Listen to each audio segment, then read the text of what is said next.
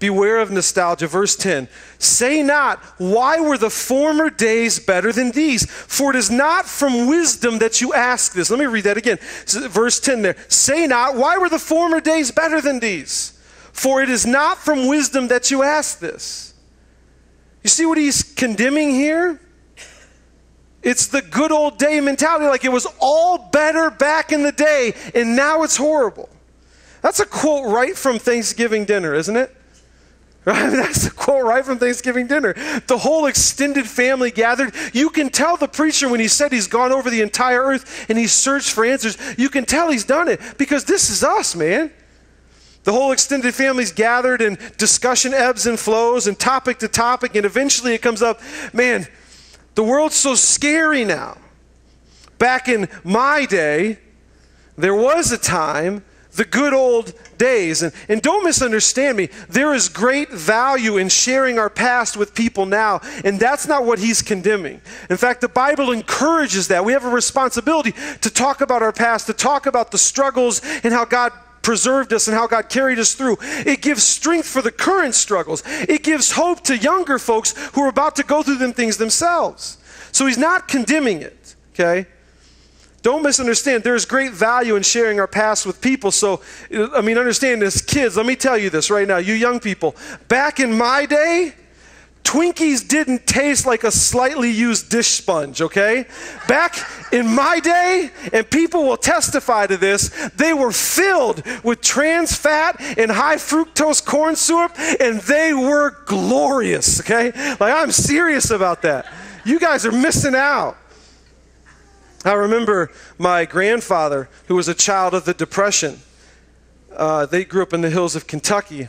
And he told me that what they ate daily was lard sandwiches, just bread, and they would spread lard on it. And that's what they lived on for quite a bit of time because they were so poor.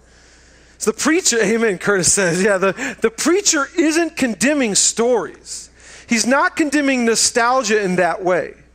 He isn't condemning memories and sharing memories. We should be doing this. We should be doing more of this. But this is a warning about what a certain type of nostalgia can do.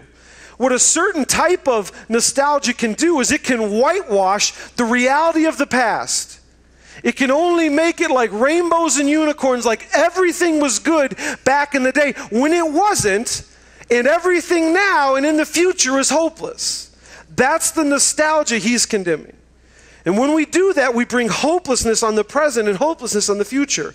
Beware of nostalgia that whitewashes the past, that makes it seem like only back then was everything okay and really good. Beware of that, because that nostalgia tends to also talk about the present and the future as if there really is no hope. Because, I mean, what, God only worked in the past? God can't work now? God's not in control now? That's what a certain type of nostalgia communicates, though, to listeners. Sometimes our words communicate that. And we tend to evaluate past experiences above what they actually were. And in the process, we're wiping away hope for the present and for the future. So, kids these days, right? Back in my day, none of that happened. And boy, I'm really scared for our future because of it. That's the type of nostalgia he's warning against. You know, if we remember about back in your day, a lot of people got polio, right? Antibiotics weren't invented. Black folks could only drink from a certain drinking fountain. The Supreme Court sanctioned nationwide abortion. Women couldn't vote.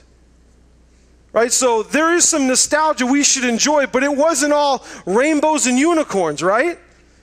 Beware of a nostalgia that whitewashes the past and then looks hopelessly at the present and at the future as if God can't work or God isn't working or God won't work.